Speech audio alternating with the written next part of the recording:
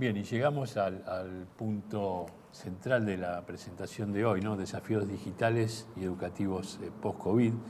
Es uno de los 4 temas que planteamos para estas jornadas, que comenzamos en el día de ayer desde el astillero SPI y que hoy estamos realizando desde Toyota. Además, la gente que está participando acá, acompañándonos, viendo el programa, va a hacer también una visita a la planta, que realmente es más que interesante. Después vamos a pasar también algo de eso.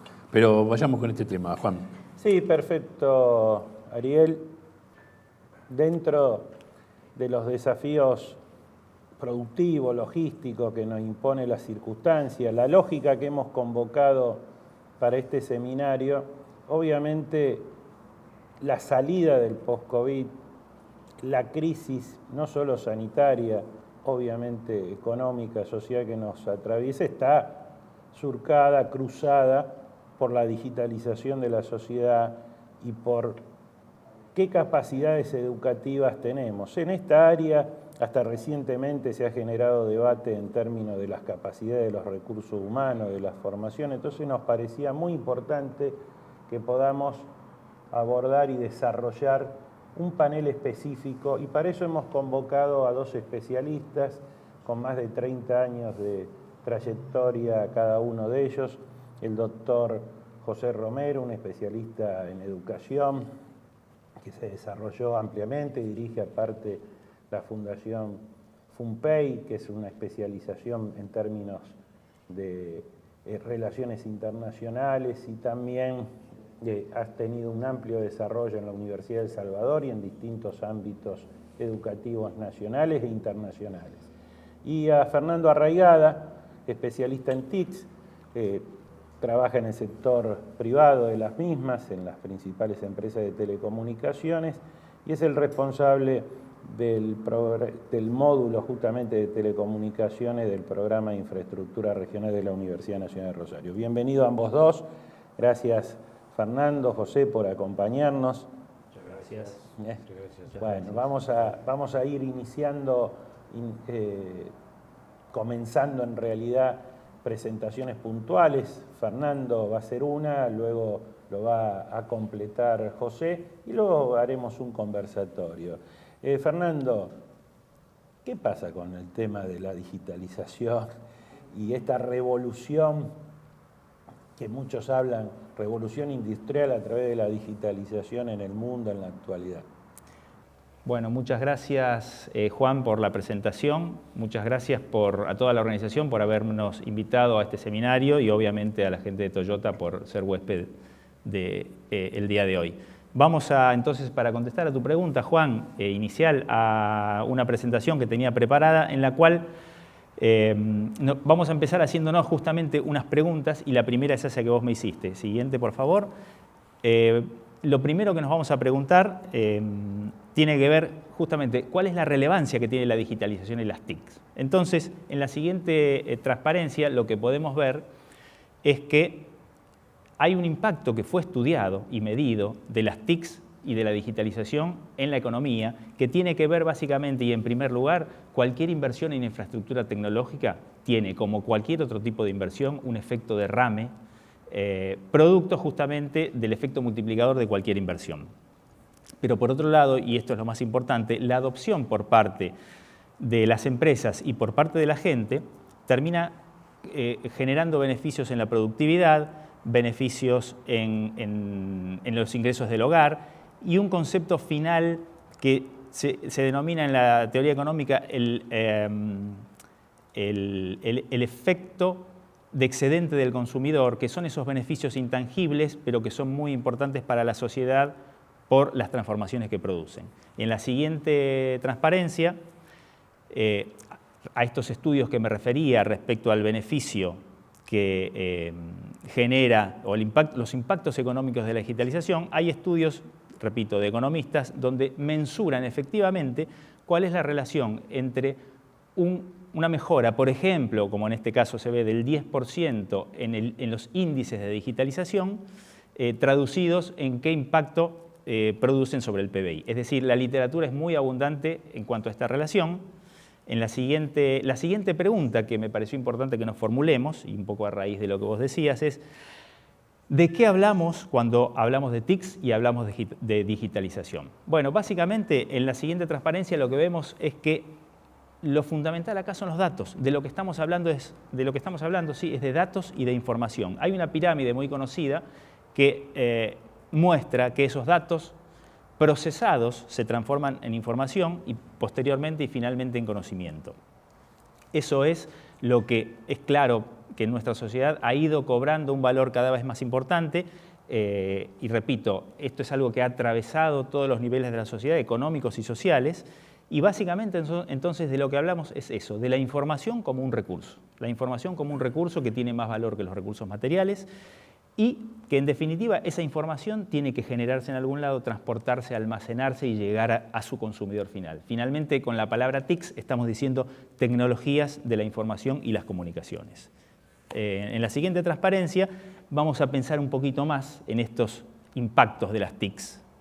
Sabemos entonces que las TICs están presentes en todos los ámbitos de nuestras vidas y si nos ponemos a pensar cuál es el efecto que han producido, por un lado, en las empresas han mejorado procesos, tiempos, costos, ha mejorado la experiencia de los usuarios y esto se suele decir que es un proceso de transformación, son mejoras incrementales. Pero también tenemos que prestar mucha atención a aquellas transformaciones que se suelen llamar disruptivas y somos conscientes que las TIC han cambiado de manera dramática muchas actividades de la vida, han cambiado las reglas de juego, han cambiado los modelos de negocio de algunas de las actividades. Por ejemplo, en la siguiente transparencia tenemos el caso de la industria discográfica. A ver, la industria discográfica, podemos decir que el pase del disco de vinilo al CD ha sido una evolución del tipo transformacional, pero realmente cuando se utiliza tanto la palabra disruptiva es esto, el pase de un compact disc a Spotify ha hecho realmente un cambio total en las reglas de juego, en los actores, es decir, las discográficas tienen otro peso, entonces ese es el poder transformacional pero disruptivo que tienen las TIC.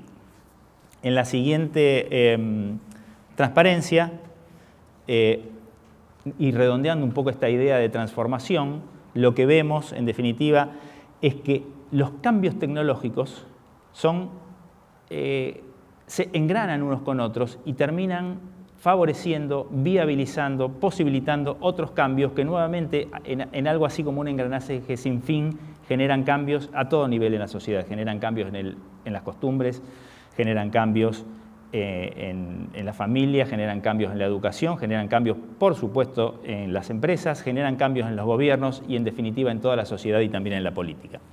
Una más, por favor. Entonces, en esta dinámica de preguntas, podríamos preguntarnos qué es una economía digital. Una economía digital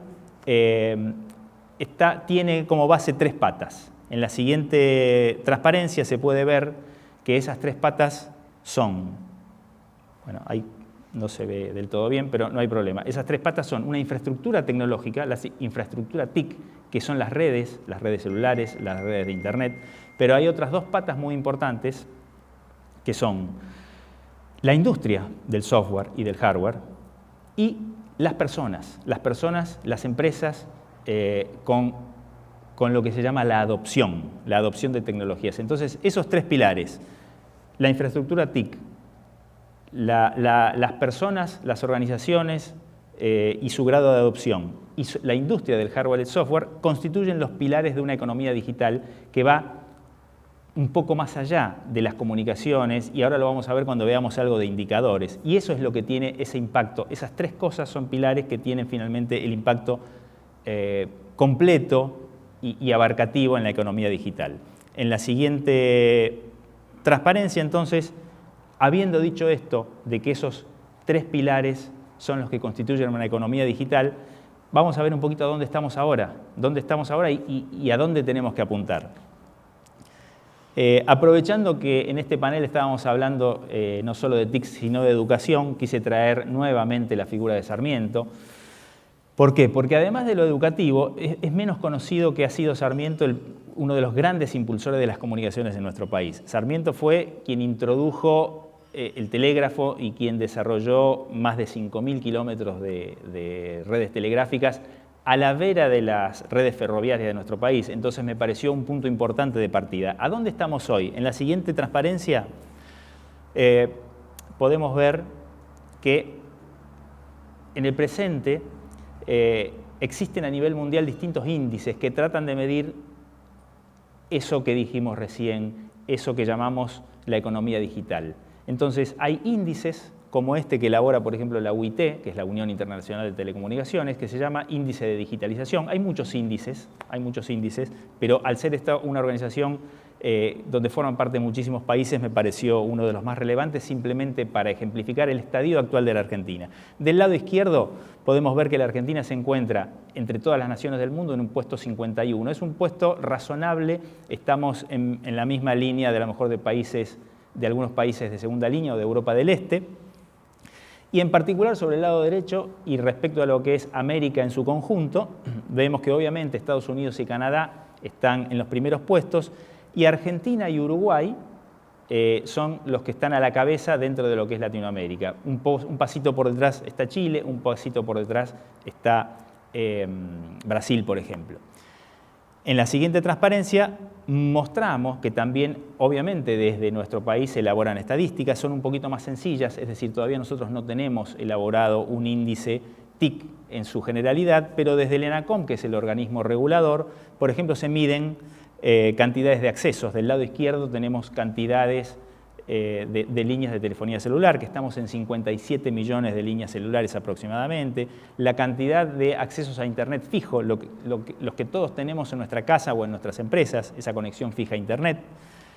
Y eso es un poco lo que mide el estadio actual de la banda ancha y de la digitalización en el país. Y del lado derecho vemos, por ejemplo, indicadores más importantes. Por ejemplo, la barrita celeste mide la penetración de Internet en los hogares. La penetración de Internet en los hogares es un factor fundamental.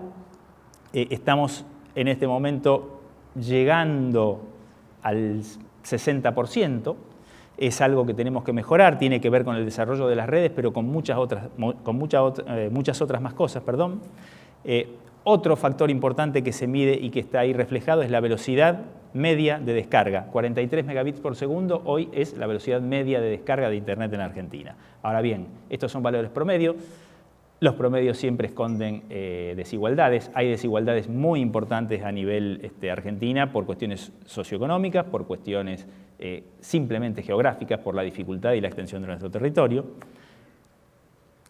También otro factor a analizar es esto de la transformación digital en pymes y en los gobiernos. En las pymes se ve acá una encuesta que es de hace un par de años, en la cual, bueno, no la vamos a desmenuzar, pero ha participado el BID, por ejemplo, donde se les pregunta a las empresas cuál es una autoevaluación en cuanto al grado de transformación digital. Ahí se ve que el estadio en ese momento era de un índice de 41, una proyección de llegar a 52, pero claramente hay un estándar de la industria 4.0 con consenso mundial para el cual claramente y evidentemente nos falta mucho para llegar, y a eso es a lo que hay que apuntar con los planes de acción. Si pasamos a la siguiente, vamos a ver también dentro de esa misma encuesta, y esto elaborado también con participación de una secretaría PYME del gobierno. También se les pregunta, por ejemplo, a las pymes cuáles son los principales obstáculos para la transformación digital. Fijémonos que ese 70% que se ve en primera línea tiene que ver con las dificultades que tienen para conseguir personal o para conseguir gente o para su propio personal que esté a la altura en cuanto a su capacitación de las transformaciones necesarias. Y en segundo lugar figuran aspectos relacionados con las dudas en cuanto al valor que las inversiones en TIC le pueden traer al funcionamiento de su negocio. Bien, y por último aparecen cuestiones de financiamiento. Esto es claro y no merece mayor análisis. Finalmente, y en la siguiente, también tenemos que analizar cómo está el proceso de transformación digital en el sector público. Acá lo que traje para compartir con ustedes es una encuesta que se hizo este año, esto fue publicado en julio de este año 2021, de la Red de Innovación Local, es una ONG que a través de entrevistas a municipios refleja el grado también de transformación digital de cada uno de esos municipios en distintas dimensiones. La dimensión que mejor puntúa o se autoevalúa en los municipios tiene que ver con las tecnologías y la conectividad, pero este proceso tiene otros componentes como por ejemplo las cuestiones culturales y de gestión del cambio, que es donde los municipios se autoevalúan con peor performance. Finalmente se hace una división de estos 50 municipios encuestados por grado de avance, de los cuales se puede ver que el 50% está en un estadio intermedio de transformación digital. Finalmente, para cerrar, en la siguiente transparencia, para redondear los que serían los ejes de acción que consideramos necesario llevar adelante de todo el ecosistema TIC, desde el Estado y de la industria. Para lo que tiene que ver, de esos 3 pilares que habíamos mencionado hace un rato, para lo que tiene que ver con el despliegue de redes, básicamente lo que se espera es del Estado mayores incentivos a la inversión, mayores incentivos al despliegue, una legislación uniforme, previsible, y eliminar trabas burocráticas. Estas trabas burocráticas normalmente se dan a nivel nacional, a nivel provincial y a nivel municipal. Finalmente, para lo que tiene que ver, un segundito más, para lo que tiene que ver con la pata de la industria del software y del hardware, es clave la Ley de Economía del Conocimiento, que ha sido, bueno, tiene una trayectoria larga esta ley, ha sido sancionada hace más de 10 años, tuvo cambios y finalmente fue puesta en vigor nuevamente hace pocos meses. Es una ley que satisface bastante bien las necesidades del sector y las necesidades del país, obviamente como toda ley perfectible. Y por otro lado, y finalmente, en cuanto a la adopción también hay mucho que hacer. Hay mucho que hacer en cuanto a la adopción de las personas, la adopción de la tecnología, me refiero de las personas y de las empresas. Tiene que haber incentivos para la adopción, eso se tiene que hacer en conjunto desde el Estado, y ahí los planes de gobierno en la educación también influyen, y desde las propias empresas de tecnología, un acompañamiento a empresas y a usuarios, y el desarrollo de capacidades, que esto tiene que ver mucho más con la educación. Bueno, perfecto, estimado Fernando. Te vamos a dejar para una pregunta posterior y de José, los impactos de las TIC en lo que respecta a la logística, la situación del post-COVID y también los marcos regulatorios que funcionan en el país. Estimado José Romero, te vamos a dar pie para tu intervención, ya desde evaluando y viendo qué son las TICs, cómo nos impactan en la vida cotidiana y fundamentalmente, bueno, con respecto a la educación, qué tenemos que esperar del mundo ya digital y al posteriori de la crisis de saneamiento. Bien, muchísimas gracias Juan Venecia por esta invitación y muchísimas gracias a todos los organizadores de este importante seminario, en donde agradezco también en segunda instancia por la participación que le han dado al tema educativo.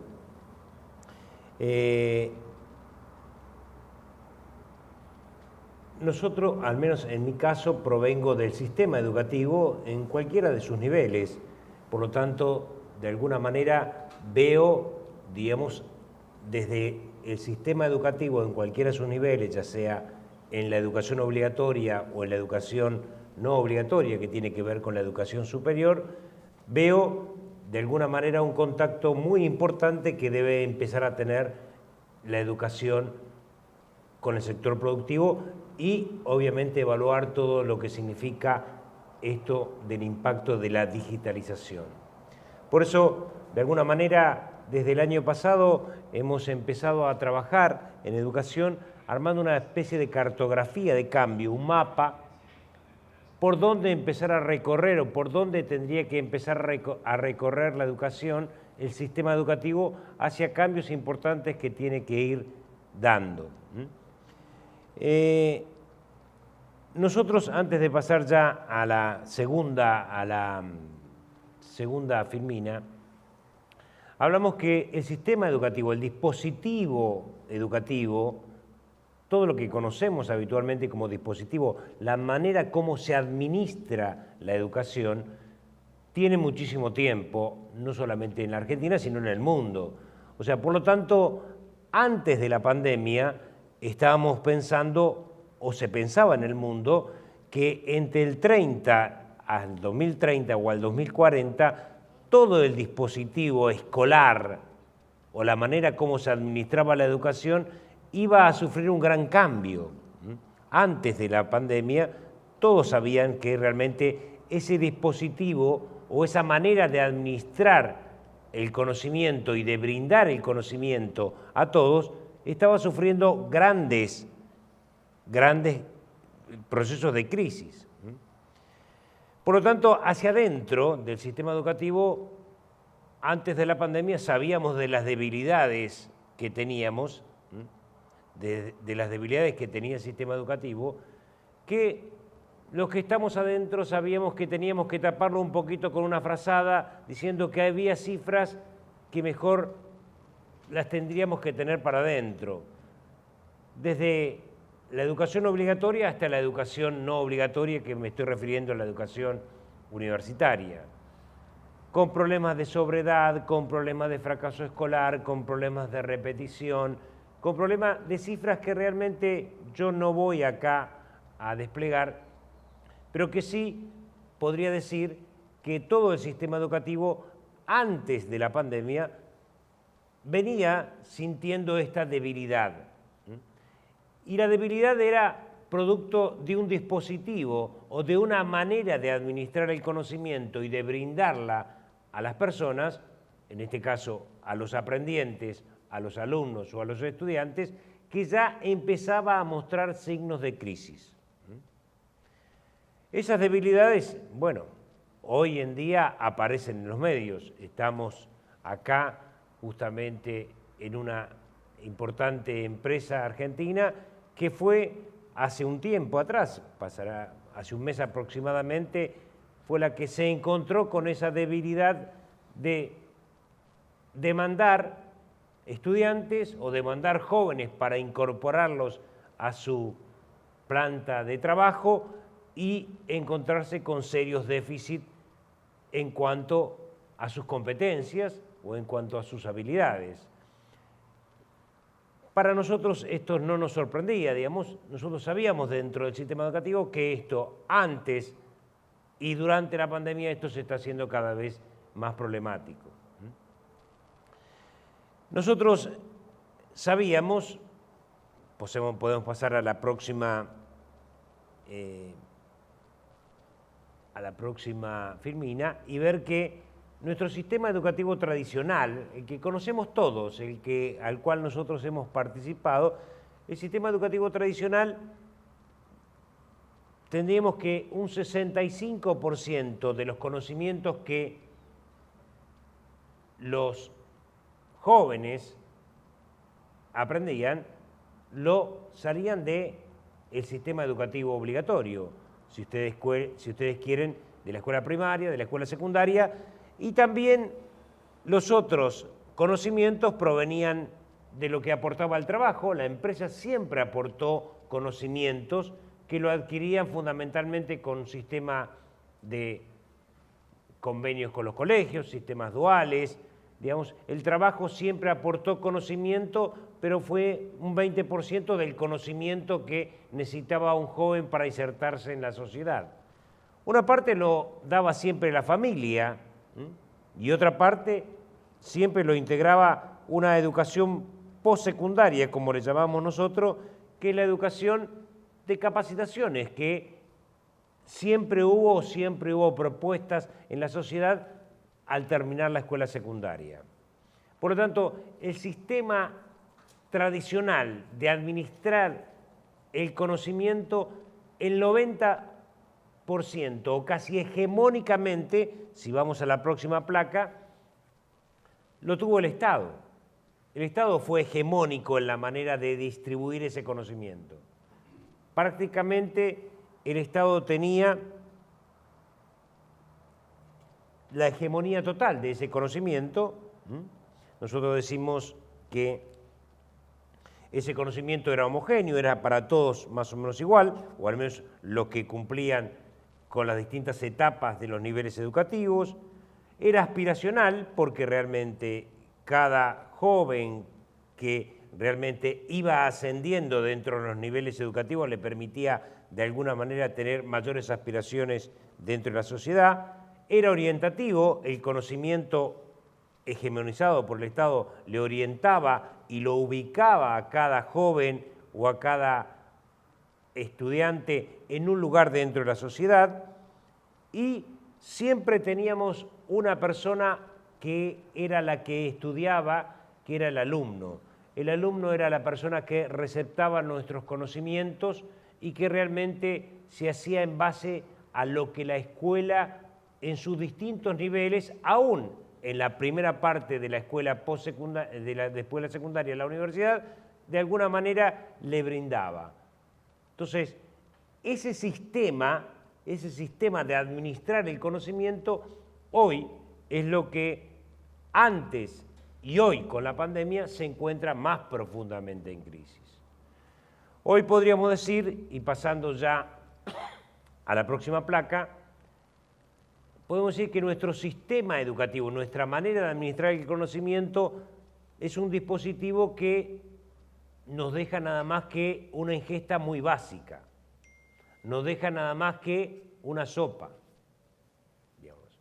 O sea, con esto no estoy siendo despectivo con todo el sistema educativo, pero todos van notando que en realidad es importante, la sopa es importante, la sopa es el primer plato, digamos, pero dentro de esta gran revolución del conocimiento, ese dispositivo que administra conocimiento nada más que le da el primer plato.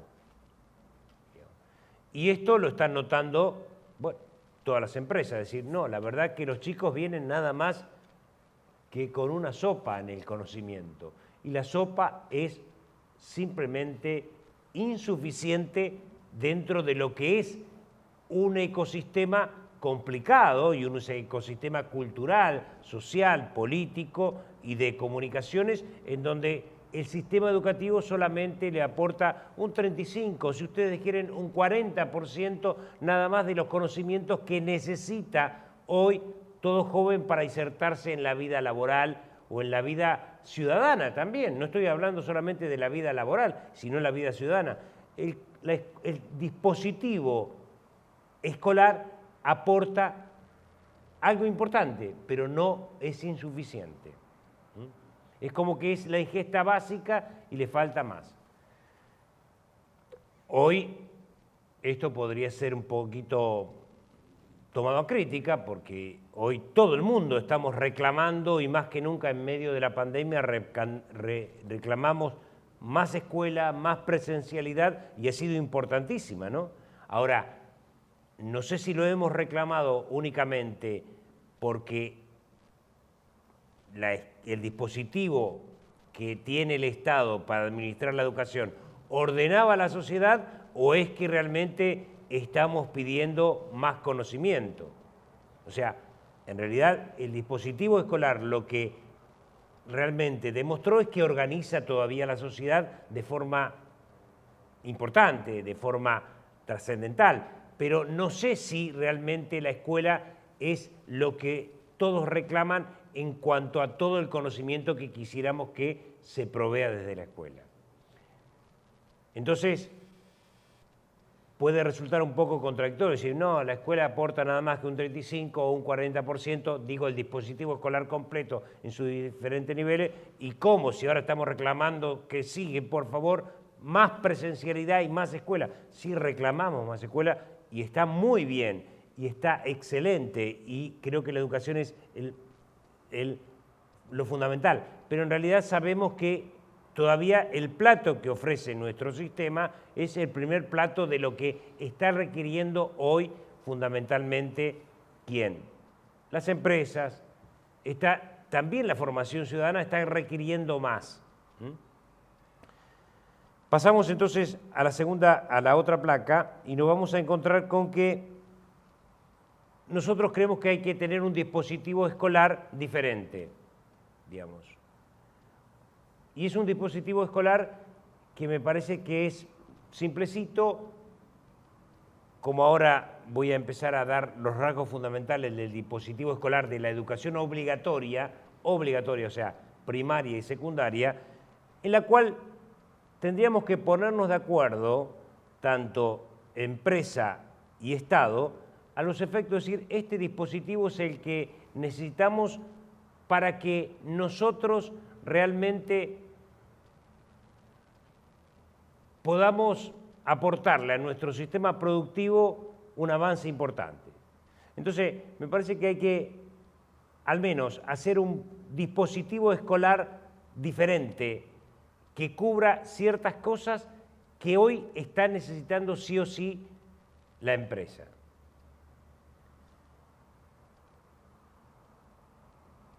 Hago un paréntesis acá,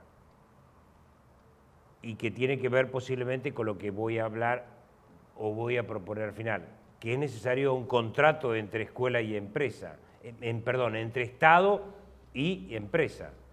Porque la empresa puede decir, no, miren, la verdad que yo necesito nada más, como ciertas empresas digitales, un estudiante o una persona o un joven al cual yo le doy gratuitamente, como hizo Google, una capacitación durante un mes o 2 meses, o hizo empresas digitales muy importantes como Mercado Libre, que dan gratuitamente una capacitación y lo incorpora inmediatamente a la empresa.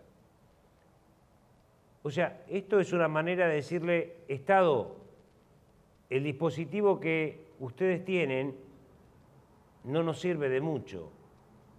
Nosotros gratuitamente y rápidamente podemos ofrecerle la capacitación y encima lo incorporamos al mercado. Este es un punto importante a discutir entre Estado y empresa.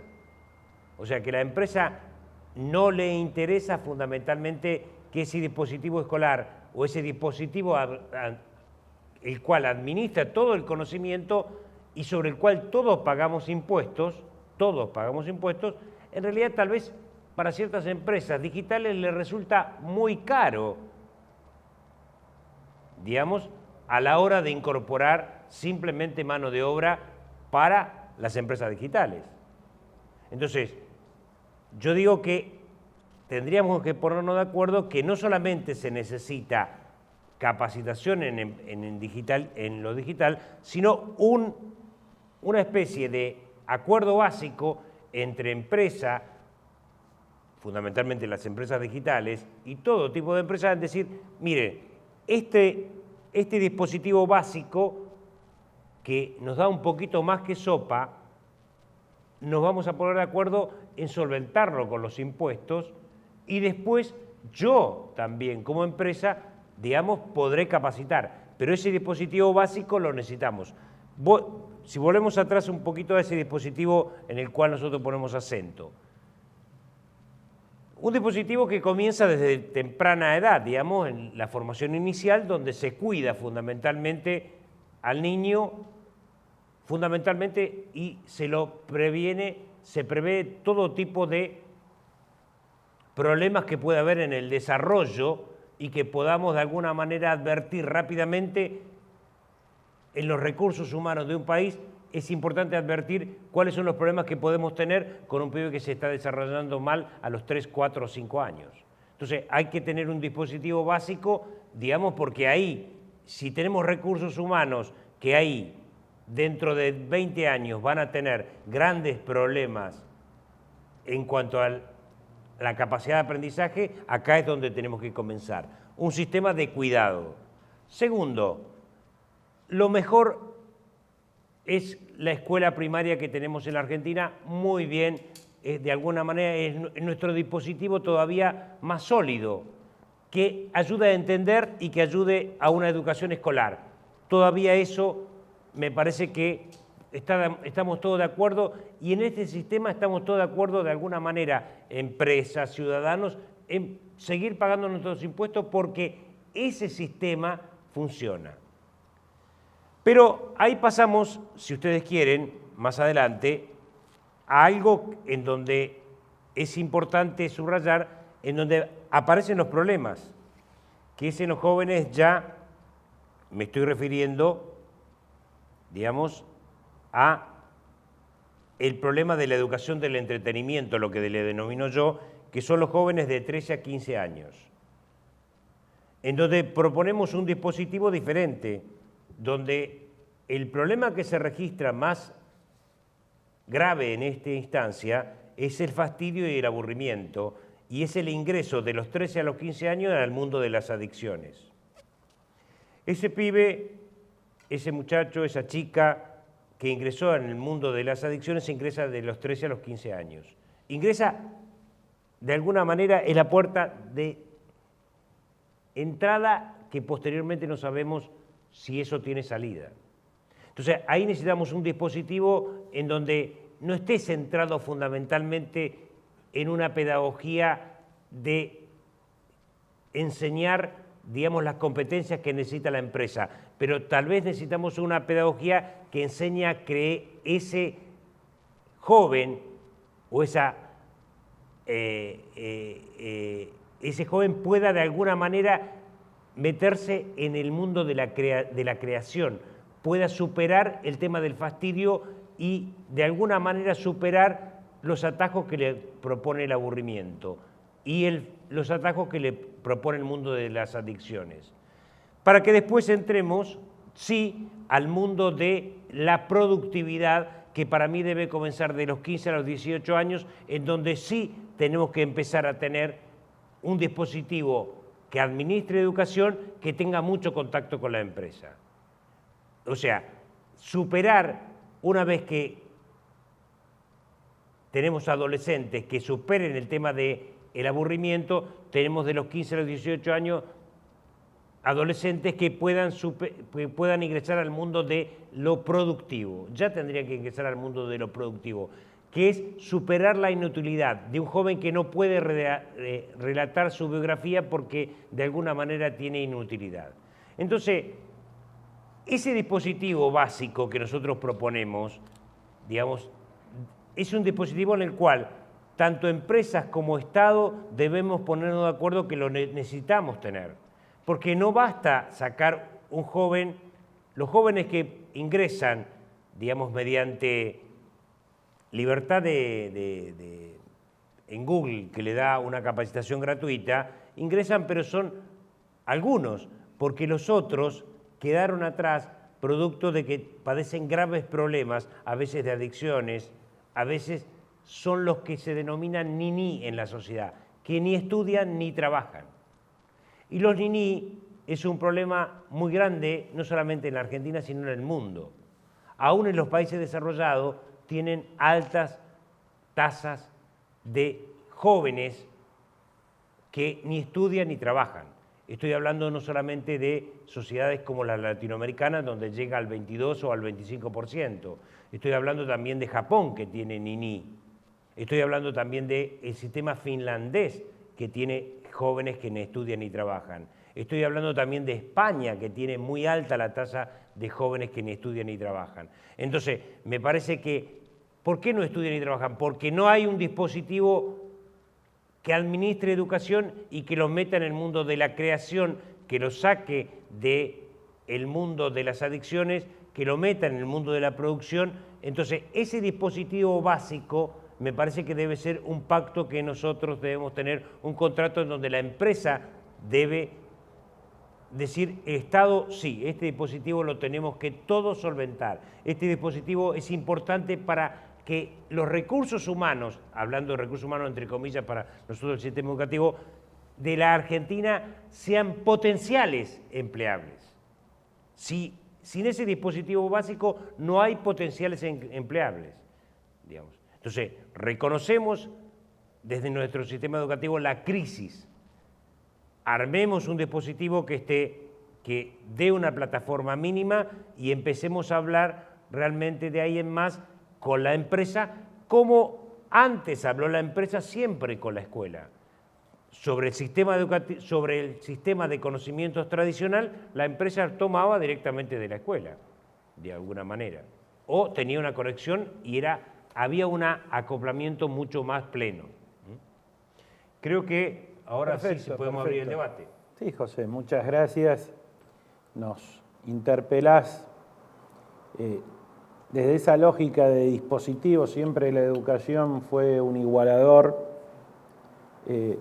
pero siempre estuvo enmarcado también en procesos históricos, económicos. ¿No será que, aparte, esa crisis que relatás es también en gran parte, la crisis de modelos de desarrollo?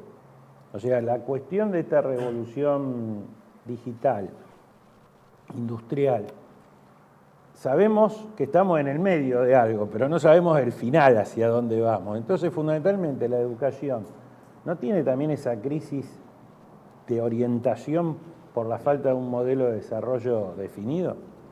Mi idea tiene la crisis, todo el dispositivo que brinda, o sea, tomemos el gran dispositivo que brinda conocimientos, o sea, ese dispositivo está en crisis porque está en crisis también la forma en que el Estado administra un servicio y la forma como lo brinda el Estado, y está en crisis porque realmente la economía y los modelos de desarrollo también lo ponen en crisis. Por ejemplo, vamos a hablar con ejemplos ahora de pandemia. Todo el mundo, yo he estado en seminarios recientemente, lo charlaba con Fernando, veníamos comentando esto, y cómo tendrá, todos queremos mayor presencialidad en la escuela, ¿no es cierto? Indudablemente. Estuve charlando con muchos docentes y con seminarios internacionales de docentes chilenos, en este caso chilenos, la semana pasada. Chile volvió el 16 de agosto más o menos a las clases presenciales. Chile, total, globalmente todo Chile, porque antes era parcial, tenía clases pero parcialmente en algunos lugares. El 16 de agosto volvió aproximadamente a tener todos clases presenciales, pero no tienen un 100%.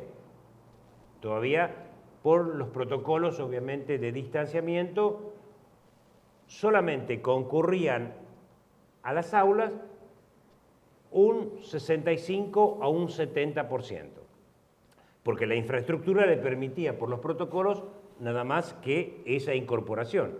Por lo tanto, había un 30% que tomaba las clases online y alternaba, ¿no es cierto? Iba presencial, tenía un sistema de alternancia.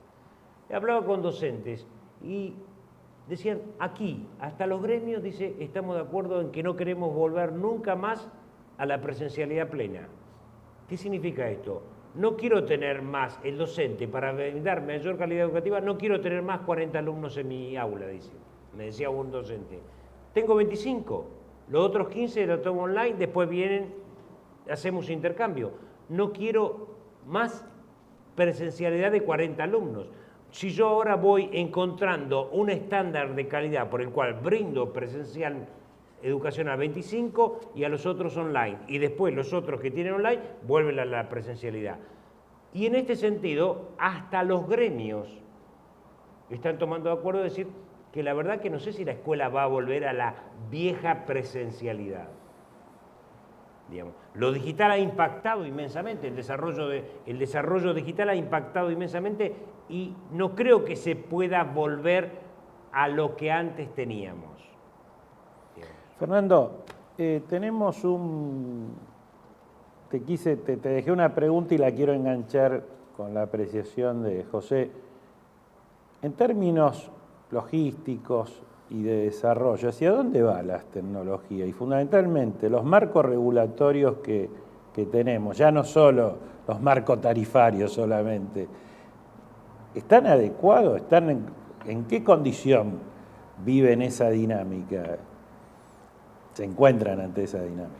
Mira, para empezar, algo que hemos dicho recién, si una característica tienen las TICs es que atraviesan y son transversales a todas nuestras actividades. Cuando vos mencionás la logística, bueno, es una más. Las tecnologías vienen incorporadas a la logística desde hace varias décadas, con los sistemas tradicionales de seguimiento vehicular, que después que se originaron quizás en la seguridad, después se fueron transformando en modos de optimización de los flujos de mercadería. Y acá nuevamente, en esta transversalidad, lo que nosotros vemos que las TIC generan algo que se le suele llamar el doble digital o un espejo digital, es decir, las TIC de todas nuestras actividades generan una duplicidad en un mundo virtual, en un mundo de la información, y operando, hemos llegado al estadio en el cual, operando sobre ese mundo virtual, accionamos sobre el mundo de la realidad. Entonces la logística se puede aprovechar de eso, se puede aprovechar de eso. Y bueno, siguiendo un poco más con el razonamiento, la industria en general, más allá de la logística, cuando hablamos de este concepto de industria 4.0, lo que estamos diciendo es que la industria tiene que pasar de un estadio de automatización, que de nuevo, no es algo nuevo, viene desde hace muchas décadas. La automatización industrial, bueno, está claro, estamos en una planta industrial, llevan procesos de automatización que primero pasaron por cuestiones de alguna manera muy básicas, una automatización muy básica, hasta las posibilidades actuales lo que me permiten es justamente obtener una copia total de ese proceso industrial, dotarlo de una inteligencia mucho más evolucionada e ir tomando las decisiones. Yo creo que una cosa muy interesante que alguna vez lo hemos discutido es que hoy estamos trasladando buena parte de las decisiones de un proceso industrial, pero también nuestras decisiones personales o nuestras decisiones de inversión o de lo que queramos, lo estamos trasladando a un cerebro externo, ¿no? Que es la inteligencia artificial, por ejemplo. Las tecnologías vinculadas a la inteligencia artificial. La segunda parte de tu pregunta, que tenía que ver con los marcos regulatorios, bueno, los marcos regulatorios normalmente, así como el dispositivo escolar queda rezagado, yo creo que es una consecuencia de los fenómenos de cambio. Los fenómenos de cambio cada vez más acelerados que tenemos, que vivimos y que experimentamos como sociedad, dificultan el estar al día con los marcos regulatorios en todo sentido. Bueno, en las TICs esto es muy claro, pero, repito, creo que se extienden a todas aquellas actividades que necesitamos, deseamos regularlas, ya sea para incentivarlas, para frenarlas o para orientarlas, esas actividades, y vemos que los cambios tecnológicos no nos permiten estar a la altura con la normativa. En el caso de las telecomunicaciones, los fenómenos de convergencia, que es ya no existen más los servicios de televisión por un lado, de telefonía por el otro y de internet como nuevos servicios, sino que es un solo tipo de red, es un solo tipo de servicio, son distintas y variados consumos que elige la gente hacer sobre una única red. Eso debería reflejarse en la legislación. Haciendo un repaso histórico, teníamos una ley de telefonía o de telecomunicaciones de más de 30 o 40 años, teníamos una ley de radiodifusión, porque era la televisión y el teléfono, y hemos ido convergiendo hacia una ley de medios que también nació con algún grado de consenso, con algunas buenas intenciones, reconociendo los cambios que se habían dado, pero no los que se venían. Y nos encontramos hoy, en las telecomunicaciones en particular, con un marco regulatorio que está conformado por esa ley de medios, por una ley de Argentina Digital, con algunos DNU que han venido recortando partes de esas leyes, y encima con el DNU, que quizás vos haces referencia, de un DNU 690 de hace un año, que quizás con el fin vos dijiste tema tarifario, sí, de poner algún freno, algunos aumentos, generó toda una incertidumbre, un desequilibrio de cara al futuro, que bueno, lo que se está viendo es qué impacto va a tener sobre las inversiones de las empresas, ¿no? Entendiendo por inversiones de las empresas un ecosistema de más de 1.200 empresas de las TICs en general, entre grandes, pequeñas, nacionales y multinacionales. Perfecto. La última pregunta, por lo menos de mi parte, y para poder ir sintetizando el bloque, y es para los dos. Desarrollo de inteligencia artificial, automatización, grandes sectores juveniles sin inserciones ni de formación ni de capacidades. ¿Ese es el horizonte de una gran sociedad afuera de un sistema en términos educativos y digitales? ¿José? O sea, creo que nosotros tenemos un gran desafío, que es la inserción. O sea, hoy tenemos el gran desafío de la inserción juvenil al mundo productivo. Es un gran problema, no es un gran problema argentino, ni es un gran problema de todos los países, aún los países que tienen un gran desarrollo. Cómo se insertan es un tema importante. Yo creo que sigo insistiendo en que nosotros tenemos que hacer muchos esfuerzos en crear un dispositivo que realmente esté de acorde a este desarrollo que de alguna manera viene planteando los desafíos de lo digital, digamos, y tiene que la educación estar a esta altura si de alguna manera quiere ser una causa social. O sea, nosotros decimos que la educación es la gran causa social del siglo XXI. Digamos. Es la que engloba aún la pobreza, el hambre. La educación es la gran causa social del siglo XXI. Como gran causa social del siglo XXI necesita fundamentalmente estar a tono con los desafíos del siglo XXI. Si no, si damos una educación que pertenece al siglo pasado, no va a ser la gran causa social y posiblemente no colabore con la equidad que la sociedad está buscando. Si vos decís si ese es nuestro destino, nuestro futuro, y bueno, claramente depende de lo que hagamos, los expertos en educación, como José, y lo que están pensando, me parece clave hacer un diseño a futuro. Pero también, a ver, donde hoy tenemos un déficit laboral muy concreto, entre otros, es justamente en la industria TIC. Y la verdad, la realidad de lo que yo veo es que mientras nosotros como sociedad, como Estado, tomamos nuestras decisiones, diseñamos la escuela y la educación del futuro, bueno, las empresas hacen lo que también mencionó José. El caso de la capacitación interna, bueno, yo, pensando un poco lo que decía José, creo que lo hacen justamente porque lo que encuentran no les sirve del todo.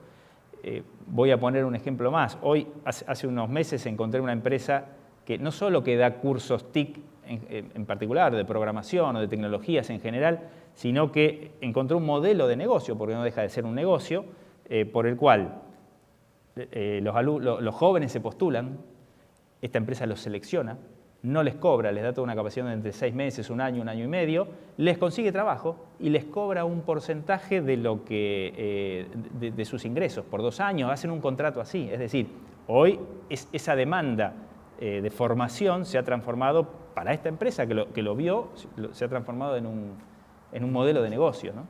Si me permitís algo más, o sea, creo que no tenemos que contraponer en esto porque nosotros, los argentinos, somos muy dados a contraponer.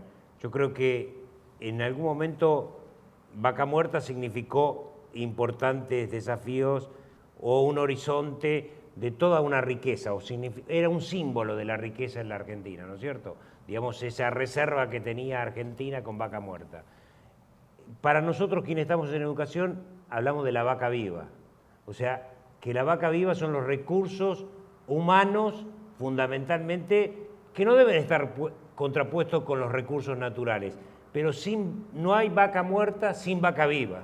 Entonces, realmente, el sistema educativo debe realmente ser una vaca viva en donde empresarios, Estado, todos pongamos mucho esfuerzo para que realmente tengamos las mismas esperanzas que tenemos con Vaca Muerta. Ariel, me parece que hemos tenido un panel importante. Creo que sí, creo que está por lo menos planteado el tema desde una visión profunda, con datos concretos que nos hacen pensar a todos. Así que yo nada más agradecerles. Tendría muchas preguntas para hacerles, pero tenemos ya que ir cerrando y les agradezco mucho que hayan estado y nos hayan ayudado a pensar esta situación de las tecnologías y de la educación. Muchas gracias. Seguimos adelante, vamos a un corte, vemos nuevamente las empresas que nos están acompañando y venimos con la continuidad del programa. Gracias.